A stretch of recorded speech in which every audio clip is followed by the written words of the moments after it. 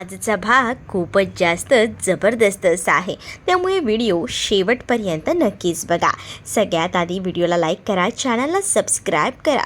चला आजच्या भागाला सुरुवात करूया. शरू आता केबिनमधून बाहेर आलेली असते आणि ती तिचं ते काम करत असते. तेवढ्यातच मॅक आणि ती मुलगी म्हणजे तिचं नाव असतं श्री, ती तिथे येते आणि दोघंही जण आता बोलत असतात. ते आता शरूला म्हणत असतात की चल ना, लंच टाईम झाला आहे, सो आपण खाऊन घेऊया. पण तेव्हाच ना शरू त्याला म्हणत असते की आज मला काहीसुद्धा नको आहे, मला ना भूक नाही आहे. पण तुला सांगू का, माझ्या आईने ना डब्यामध्ये सोड्याची खिचडी दिली आहे, ती तेवढी तू खाऊन घे, तुला आवडेल. आणि आता ती मॅकला असं दाखवत असते की काहीच झालेलं नाही आहे, सगळं काही नॉर्मल आहे, असंच ती आता मॅकला दाखवत असते. त्यामुळे मॅक आता तिला म्हणत असतो की तायडे, तू असं कसं वागू शकतेस, म्हणजे आता एवढं सगळं झालं आहे पण तरीसुद्धा तू असं दाखवतेस की काहीच घडलं नाही आहे, हे कसं जमतं गं तुला? आणि माझ्यामुळे तुला फुकटचा ओरडा भेटला, याचंही मला खूप जास्त वाईट वाटतं आहे, असंही आता बोललं जात असतं. तेव्हाच ना इकडे आता मॅकला ती म्हणत असते की काही नाही मला वाईट वाटलेलं, उलट तुला सांगू का, आपलं चुकलंच, म्हणजे खास करून तुम्ही दोघंही जणं मीटिंग सुरू असताना फुल्ली गोळा खेळत होतात. ते सरांना आवडणारच नव्हतं, म्हणूनच मी तुम्हाला सांगत होते की एका वेळेला एकच काम करा, कारण तिथे आपला टाईमपास सुरू नव्हता, आपलं महत्त्वाचं काम मीटिंग सुरू होती, मग तुम्ही त्याकडे लक्ष द्यायला हवा होता.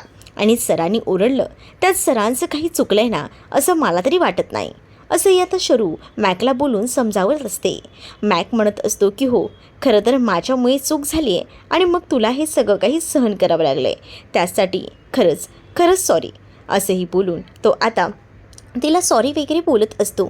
आणि तेव्हाच ना मॅकला ती म्हणत असते की ठीक आहे सगळं हे काही, पण तरीसुद्धा मग तेव्हाच ना दुसरीकडे मॅक तिला म्हणतो की मी तुझं ऐकणार नाही आहे, पहिल्यांदा तू चल, नाही तर पम्मा काकूंना कॉल करेन की तू जेवणात नाही असते.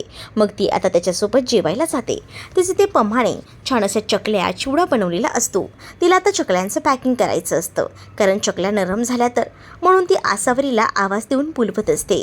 पण आसावरीचा इथे व्हिडिओ कॉल चालू असतो गौतमसोबत, कारण लंच टाईम झालेला असतो, तो तोच वेळ मिळतो त्या दोघांना बोलण्यासाठी. मग दोघंही जण आता व्हिडिओ कॉलवर बोलत असतात. तेच पम्मा तिथे पोचलेली असते. ती दारात उभं राहून आता आसावरी आणि गौतमचं बोलणं ऐकत असते. गौतमला आसावरी म्हणत असते की तुम्ही जेवलात की नाही, त्यावर गौतम म्हणत असतो की नाही ग, जेवायचं आहे, पण मला ना डब्यामध्ये आणलेली भेंडीची भाजी आवडत नाही, असं देखील गौतम आसावरीला बोलत असतो. त्यावर आसावरी गौतमला म्हणत असते की हे असं चालणार नाही ना, भाज्या सगळ्याच खायच्या असतात, हे असं मी ऐकून घेणार नाही. त्यावर गौतम आसावरीला म्हणतो की हो हो, तू आलीस ना की तुझ्या हातचं सगळंच खाईन, अगदी विषसुद्धा. तेव्हाच गौतम ना हळूच ना तो किस करत असतो. तेवढ्यात आसावरीसुद्धा त्याला फ्लँकीस देत असते. तेवढ्यातच पमा येऊन पोचते. पमा आल्याबरोबर आसावरी दचकते आणि तिचा मोबाईल खालीच पडत असतो. तेच आता पम्मा म्हणत असते की काय झाले तुमच्या ओठाला, म्हणजे तुम्ही ओठाला काही लागल्यासारखं करत होतात म्हणून म्हटलं, पण तो करत होता किस. तेवढ्यातच पम्मा पुसलेली होती आणि तिने पकडलेले होत्या दोघांना रंगे हात. आता इथे गौतम बोलत असतो की काय नाही काकू, चला चला, मी ना लंच टाईम झाला ना तर खाऊन घेतो, चला मी नंतर करतो, असं बोलून आता कसं बसं तो फोन ठेवतो, कारण तो गोंधळून गेलेला असतो ना म्हणून. तेच दुसरीकडे आता आसावरीसुद्धा गोंधळलेली असते. पमा आता आसावरीला म्हणत असते की तुम्ही किती गोड बोलता गं, म्हणजे हेच ते दिवस असतात, हेही मला कळतंय. खरं तर ना मीही येणार नव्हते, तुला बराच वेळ आवाज दिला पण तू आली नाहीस, मग तेव्हा म्हणून तुला बोलवायला आले तर कळलं की तुम्ही व्हिडिओ कॉलवर बोलत होतात. बोलत जा असं अधूनमधून, कारण आहे ना दोघंही जणांना थोडा वेळ का होईना काढता, पण काय गो ते भेंडीची भाजी आणि हे सगळं, असं बोलून आसावरी हसत असते. मग पमासुद्धा मुद्दामून तिला हसवत असते. पमा आसावरीला सांगते की मला कळतात, नंतर ना काही वेळ मिळत नाही एकमेकांसाठी, एकदा का लग्न झालं की संसार, मग मुलं आणि घरदार सगळं सांभाळायचं, मग आता हीच ती वेळ असते एकमेकांना समजून घ्यायची. मग आता आसावरी म्हणत असते की हो आई, मला कळतं, तू आणि बाबासुद्धा कसं काय एकमेकांना वेळात वेळ काढून वेळ देत असता, तसंच आम्हीही करू. मग आता आसावरीला पमा सांगत असते की हो, आमचं आता कोण आहे गं, आम्ही दोघंही जण एकमेकांसाठी आहोत, हेही आता पमा आसावरीला बोलत असते. तेवढ्यातच ना कॉलेजवरनं अनु आलेली असते. अनु आज ना कॉलेजवरनं लवकर आलेली असते. फ्रेंडशिप डेपासून अणूचं त्या मुलाबरोबर बिनसलेलं असतं आणि त्यामुळेच ना आता अनु काय वागते आणि काय नाही ना तिला कळत नसतं. अनु कॉलेजमधनं लवकर आल्याबरोबर आता तिचा मूड नसतो. तिला पमा विचारते सुद्धा की काय गं अनु, आज कॉलेजमधनं लवकर कशी आलीस, पण अनुचा मूड ऑफ असतो. अनु काहीच बोलत नाही, ती शांत बसते. पण इकडे आसावरी आणि पमाला कळत नसतं. मग त्या बोलतात की जाऊ दे. पमा आता आसावरीला सांगते की चल ग, आपण इथेच जर टाईमपास करत राहिलो ना तर उशीर होईल. कारण आहे ना आपल्याला पटकन जावं लागेल, बरीच कामं बाकी आहेत, चकल्यासुद्धा भरायच्यात, नाही तर त्या नरम होतील. बोलून आता दोघीही जणी ज्या आहेत ना त्या तिकडनं जायला निघतात. जशा आता दोघीही जणी तिकडनं जातात ना, शरू आता उभी असते. तेवढ्यातच तिकडे समायरा येते. समायराने आता तेजस्विनीचा निरोप द्यायचं सुरुवात केलेलं असतं. समायरा आता तेजस्विनीचा निरोप देत असताना म्हणत असते की तुला उद्या कामावर यायचं नाही आहे. मग ती घाबरते. शरू म्हणते का काय झालं, मला कामावर काय यायचं नाही आहे. पण आता शरूला समायरा सांगते की म्हणजे तुला उद्या तेजस्विनी मॅमसोबत एका मिटिंगला जायचं आहे. पण मी त्यांच्याबरोबर मिटिंगला कशी काय जाऊ, कारण मी तर इकडे काम करते ना, साक्षी एंटरप्राइजेसमध्ये. तेव्हा आता समायरा तिला म्हणते की तू खानोलकर ग्रुप ऑफ इंडस्ट्रीजसोबत कॉन्ट्रॅक्ट केलेला आहे, त्यामुळे तुला कोणतीही कामं करावी लागतील, त्याला नाही बोलायचं नाही आहे, कळलं का. आणि तुला उद्या शार्प 9:30ला पोचायचं आहे, कारण उशीर करून चालणार नाही. मी तुला ॲड्रेस पाठवते, तिथे तुला त्या पिक करायला येतील, त्यामुळे तू लक्षात ठेव, तुला उद्या त्यांच्याबरोबर मिटिंगला जायचं आहे ते. मग तेव्हाच ना शरू म्हणत असते की हे सगळं मी जय सरांना सांगते. तेव्हा मुद्दामून समायरा सांगत असते की जय तर मगाशीच निघून गेला. ती मुद्दामून खोटं सांगते. शरूसुद्धा आता तिकडनं जायला निघते घरी. मग तेव्हाच ना जय बाहेर येतो. जय केबिनमधून बाहेर येतो. तो घरी जायला निघालेला असतो. तो शरूच्या टेबलकडे पाहतो. त्याला वाईट वाटत असतं. तो शरूला आज खूप काही बोलून गेलेला होता, त्या गोष्टीचं त्याला वाईट वाटतं आणि म्हणूनच मग आता तो एकटक बघत असतो. तेवढ्यातच ना आता मात्र तिथे समायराला तो विचारतो मिस परब कुठे आहेत. त्यावर आता ती ना गेली ना, ती नाही थांबली का, काय झालं, तिला कामं होती असतील म्हणून नसतील थांबली ती, पण गेली आहे ती, असंही आता बोललं जातं. मग जेव्हा या सगळ्या काही गोष्टी बोलल्या जातात ना, तेव्हा इथे शरूला ओरडलेलं होतं ते सगळं काही आता आठवू लागतं. आणि जेव्हा ह्या सगळ्या काही गोष्टी आठवतात ना, तेव्हा मात्र त्याला आता शरूला बघायचं असतं आणि यासाठी तो इकडे तिकडे शरूला शोधत असतो. शरू काही आता त्याला भेटत नसते. तेच आता समायराने कॉल केलेला असतो आणि समायरा कॉल करून आता लगेच तेजस्विनीला सांगते की तेजस्विनी मॉम, मी तुमचं सांगितलेलं काम केलं आहे, ती उद्या तुम्हाला येईल भेटायला, असंही आता ती म्हणत असते. तेच तेजस्विनीला आनंद होतो. तेजस्विनी बघत असते आणि बोलत असते की आता खरी मजा येईल. आता तिला दाखवते ना मिस परबला तिची जागा. इथे आता शर्वरी आल्या कामाला बसलेली असते, जराही ती उशीर करत नाही. तेच आता सुभाष कामावरनं आलेले असतात आणि ते छत्री हरवलेले असतात आणि त्यामुळेच ना पावसात ओलेचिंब झालेले असतात. तर सुभाष यांना पमा ओरडत असते आणि ती म्हणत असते की काय असं करता तुम्ही प्रत्येक वेळेला, नुसते भिजत राहता. तेच आता शरूणा कामावरनं आलेली असते. तिने आज कपडेसुद्धा काढलेले नसतात, त्याच कपड्यांवर ती कामासाठी बसलेली असते. शरूच्या चेहऱ्यावर टेन्शन असतं. शरूला आता विचारतात की काय झालं आहे. तेव्हाच पमा आणि सुभाष यांनी विचारल्यानंतर शरू सांगते की उद्या ना मला तेजस्विनी मॅडमसोबत मिटिंगला जायचे, खरंच खूप कामाचं प्रेशर आहे, पण तू तर जयसोबत काम करतेस, मग तेजस्विनीसोबत का जायचं आहे असं सुभाष विचारतात. तेव्हाच ना शरू सांगत असते की मी खानोलकर ग्रुप ऑफ इंडस्ट्रीसोबत कॉन्ट्रॅक्ट केला आहे ना, मग त्यांनी जे काम सांगितलं ते तर करावं लागेल. उद्या प्रेझेंटेशन आहे, मग खरं तर ना हे खूप महत्त्वाचं असणार आहे आणि त्यासाठी मला खूप जास्त भीती वाटते. मग काय करणार, मला तर या सगळ्या काही गोष्टी कराव्याच लागतील, ऑप्शन तो नाही आहे माझ्याकडे, असंही आता म्हटलं जात असतं. तेव्हाच ना आता म्हटलं जातं की ठीक आहे कर, पण कामाकडे लक्ष ठेव, कुठेही हयगय, कुठेही चुका करू नकोस, हे देखील आता म्हटलेलं असतं. तेच इकडे पमासुद्धा आता समजावत असते शरूला आणि शरूला म्हणत असते की बघ, कोणतीही चूक करू नकोस कामामध्ये, काम हे व्यवस्थित कर, चुका दिसल्या तर माहिती आहेत ना पुन्हा, आणि तसंही त्या तुला माहिती आहेत की त्या आपल्या आसावरीच्या सासूबाई आहेत, त्यामुळे व्यवस्थित नीट आदराने वाग, असंही आता पमा ही शरूला सांगत असते. शरूचं डोकं तर आता बंद पडलेलं असतं. दुसरीकडे आता जयचं लक्ष लागत नसतं. जय आज शरूला खूप काही बोललेला होता, त्यामुळे त्याचं मन नुसतं चलबिचल करत असतं. त्याला कळत नसतं की काय करावं. तेवढं त्याचा फोन वाजतो, तर मॅकचा कॉल आलेला असतो. मॅक आता फोनवर बोलत असतो की सर, उद्या एक प्रेझेंटेशन आहे आणि मीटिंग आहे महत्त्वाची, मग आता तुम्हाला त्या संदर्भात मेलही मी केला आहे. मग तेव्हाच ना जय म्हणतो की मला आत्ता मेल आलाय, बघितलाय मी, पण हे सगळं तुला कसं माहिती, हे काम तर मिस परबीचं आहे ना. मग तेव्हाच त्यांनीच मला फोन केला होता आणि तुम्हाला निरोप द्यायला सांगितला, असं देखील मॅक आता जयला सांगू लागतो. मग आता मॅकला जय म्हणत असतो की तिला फोन करून मला सांगायला काय झालं होतं. सर, तुम्ही समजून घ्या ना थोडं, आज जे काही झालं त्याच्यामुळे असेल. मग आता मला सांग, तिची चूक झाली तर तिला बोलू नये का, एवढेही माझ्याकडे काही ऑप्शन्स नाही आहेत का? म्हणजे आता मी गप्पच बसायचं असा अर्थ होतो का ह्या सगळ्याचा? तेव्हाच ना मॅक आता सांगतो की तुम्ही चुकीच्या माणसाला ओरडलात ना सर. मग आता जय त्याला विचारतो म्हणजे मला कळलं नाही. मग मॅक त्याला सांगतो की खरं तर ना तायडे खेळतच नव्हते तो फुल्ली गोळा.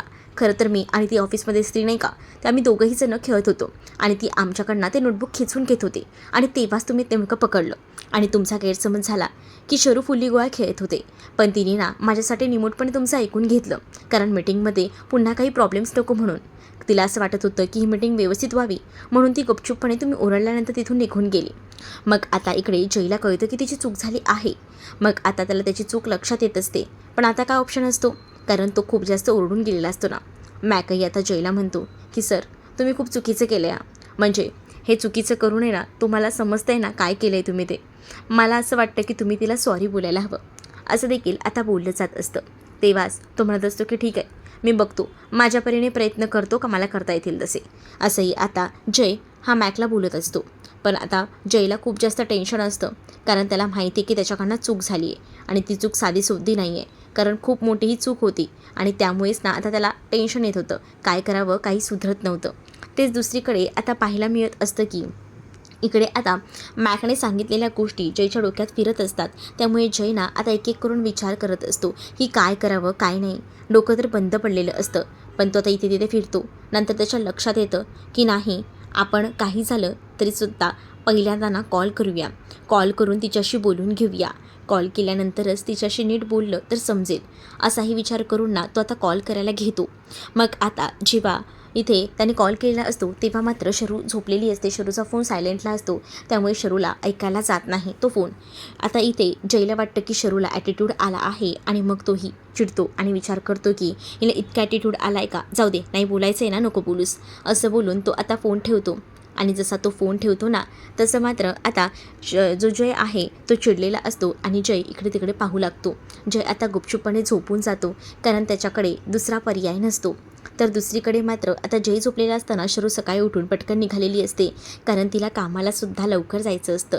जराही उशीर केला तर पुन्हा प्रॉब्लेम होईल हे तिला माहिती असतं आणि म्हणूनच पटापट ती गेलेली असते. काम हे महत्त्वाचं असतं. तर दुसरीकडे मात्र तिला जाताना समोरून ना ही तेजस्विनीची गाडी दिसते, पण तेजस्विनी ना जराही गाडी थांबवत नाही. ती सुसाट आपली गाडी घेऊन सुटते. तिने आता शरूलासुद्धा बघितलेलं असतं, पण शरूला तिला लिफ्ट द्यायची नसते. मुद्दामून शरूला आता नाचवायचं असतं आणि यासाठी तिने हे सगळं केलेलं असतं. शरू आता तिच्या गाडीच्या मागे पळत असते की काकू थांबा, पण इथे काही केल्या ती थांबत नसते. तेच दुसरीकडे मात्र आता पाहायला मिळत असतं की ऑफिसमध्ये पुन्हा एकदा मॅक आलेला असतो. दुसरा दिवस असतो आणि जयही येतो. जय आता यायच्या आधीच ना मॅक सगळ्यांना काम वगैरे समजावून सांगत असतो. मॅक तर काम समजावून सांगत असतो, तेच आता तिथे ना जयही आलेला असतो आणि मग जय शरूच्या टेबलवर पाहतो, पण शरू अजून आलेली नसते. मग आता तो मॅकला विचारतो की मिस परब कुठे आहेत? मिस परब नाही माहिती, अजून ती आली नाही आहे बहुतेक. मग अजून एवढा वेळ लागतो का? एवढं कसं काय ती बिझी असू शकते, असंही आता म्हटलं जातं. तेव्हाच ना इकडे मॅक बोलतो की मला बहुतेक वाटतंय ना की तिला आता राग आला असेल म्हणून ती आली नसेल. मग जय म्हणतो की म्हणजे मी ओरडूसुद्धा नको का, सगळं काही सहन करू का?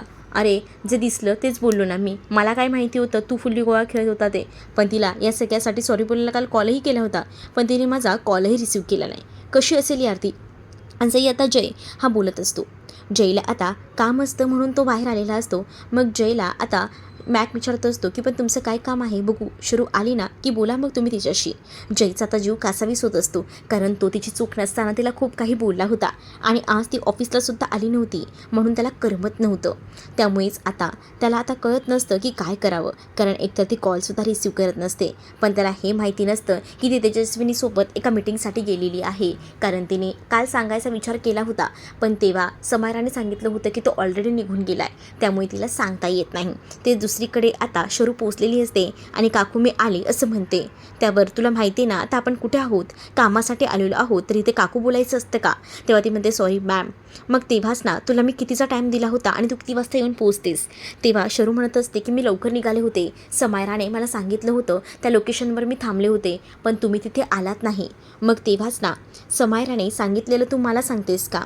तू तुझ्या कामाच्या बाबतीत पंक्च्युअल नाही आहेस. नाही नाही नाही मॅम, तसं नाही आहे, मी वेळेवर आले होते. मग तेव्हाच ना काम जेवढं सांगितलं ना तेवढंच करायचं. उलट आहे ना तू माझ्या आधी 15 मिनटं यायला हवी होतीस आणि सगळ्या कामाचं व्यवस्थित प्रेझेंटेशन जे काही आहे ती तयारी करून ठेवायला हवी होतीस. पण तुला यायला उशीर झाला आहे आणि वर तू मला हे सगळं बोलतेस. मला ना कामामध्ये ना जराही अलगर्जीपणा केलेला चालत नाही आहे. आणि तुलाही माहिती आहे आपली मीटिंग आज कोणासोबत आहे. म्हणजे जे काही तुमचं झालं होतं, मग आता इथे शरू म्हणते की नाही मॅम तुमचा गैरसमज होतो आहे. त्यावर तेजस्विनी म्हणते की मला सगळं माहिती आहे, तुम्हाला उगाच सांगायचा प्रयत्न करू नकोस. काय आहे आणि काय नाही ना या सगळ्या गोष्टी मी ओळखून आहे, असंही आता तेजस्विनी बोलत असते. तेवढ्यातच ना तिकडनं ती मिसेस चौधरी येते. मिसेस चौधरी जशी येते ना तेव्हा तेजस्विनीला भेटते. तेजस्विनी म्हणत असते की हो हॅलो, आणि मग त्या दोघींची भेट होते. दोघी गळाभेट वगैरे घेतात. आणि तेव्हाच ना हिलासुद्धा बोलवलेत का तुम्ही? मला तर वाटलं होतं की तुम्ही एकटाच याल. असंही आता मिस चौधरी आहे ती आता तेजस्विनीला बोलत असते. तेव्हाच तेजस्विनी बोलते की हो ती आमची स्टाफ आहे. तेव्हाच स्टाफ मेंबर्स बोलल्यानंतर इकडे जी तेजस्विनी आहे तिला मात्र खरं तर हिला घेऊन यायचं नसतं, पण तिचा अपमान कसा करायचा यासाठी तिने शरूला आणलेलं असतं. आणि शरूला विचित्र वाटत असतं, कारण ती ना जी मिसेस चौधरी आहे ती मात्र शरूकडे एका वेगळ्याच नजरेनं बघत असते. त्यामुळे तिला आता एम्बॅरेस झाल्यासारखं वाटत असतं. तर तुम्हाला हा भाग कसा वाटला हे कमेंटमध्ये मला नक्कीच सांगा. आणि अशाच नवनवीन भागांसाठी आपल्या चॅनलला सबस्क्राईब करायला विसरू नका. चला तर मी भेटूया पुढच्या भागामध्ये. तोपर्यंत टाटा बाय. व्हिडिओ आवडला असेल तर लाईक करायला विसरू नका.